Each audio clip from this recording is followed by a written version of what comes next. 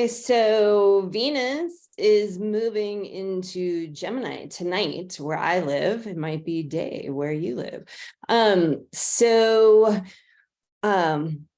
Venus, our divine feminine, right? The planet that helps us understand our feminine aspect, no matter how we identify the yin part of ourselves, where Mars is the divine masculine and helps us to understand the yang masculine aspects of ourselves. Again, no matter how we identify, I identify as a woman and I have Venus and Mars on my chart, and I have the feminine and masculine side that I'm, always learning from and growing within, right? So Venus, the divine feminine, is moving into Gemini in just a few hours, and it's happening kind of interesting. Well, there's this, well, first let's talk about Gemini, right? So Gemini is more of that like androgynous energy, speaking of like male and female, and then also, is more of a non-binary type of energy, and it's an air sign, and air sign that is in service to spirit. So, we talk about Geminis being like playful and fun and wants to have a good time and wants space and freedom and don't box me in. And if I see you're boxing yourself in, I want to point that out to you and help you break out of your box, right? It's that kind of energy.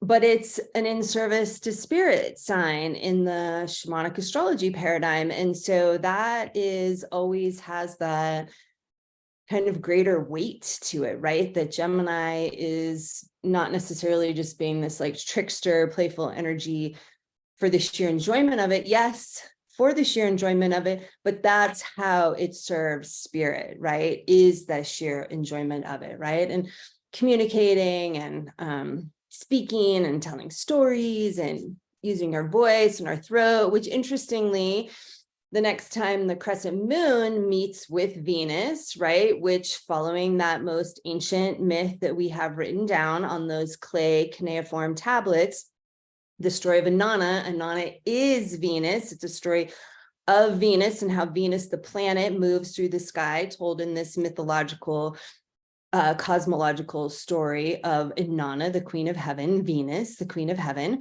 When the moon, the next crescent moon after the new moon meets up with, once it starts waxing and regaining its light, it's going to meet up with Venus on April 23rd.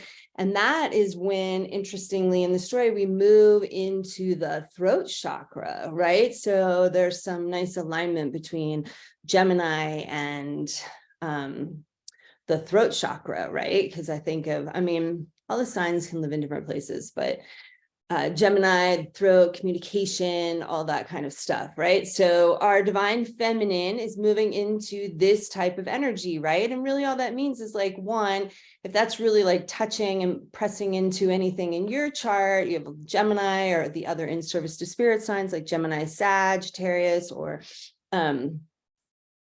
oh my gosh, I'm just going to draw a blank on other signs right now. I do that. I don't know how people like remember everything all the time. Anyway, so we'll just talk about this for a second. So it'll come to me.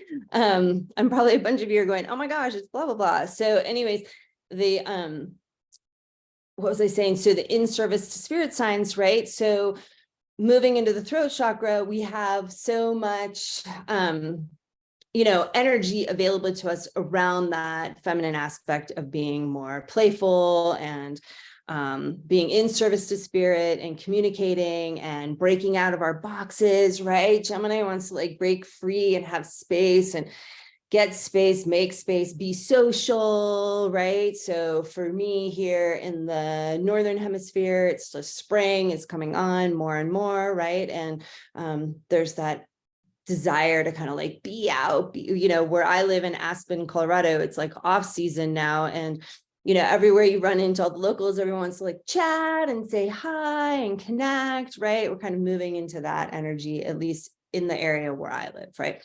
So anyways, last little bit, I'm going to just share my screen. We're going to look at stellarium.org, the software, the astronomy software, the free astronomy software from stellarium.org.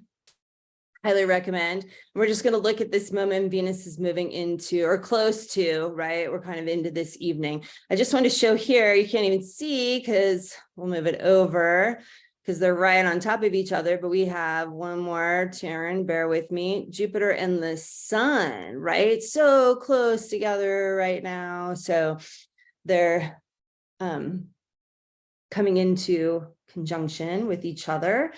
And that's part of the energy, right? Expansiveness, added energy, oomph to that light spirit, the light within, that kind of aspect. And then here we have up here, you see Mercury who passed by here in the Ram constellation. And then we have Venus right here with the Pleiades. See that? The Pleiades. Not far from Aldebaran and the bull, and the Pleiades is that demarcation line of where Taurus ends and Gemini starts, right? So Venus being in conjunction with the Pleiades, which you could see Venus really close to the Pleiades last night. It'll be even more so that way tonight.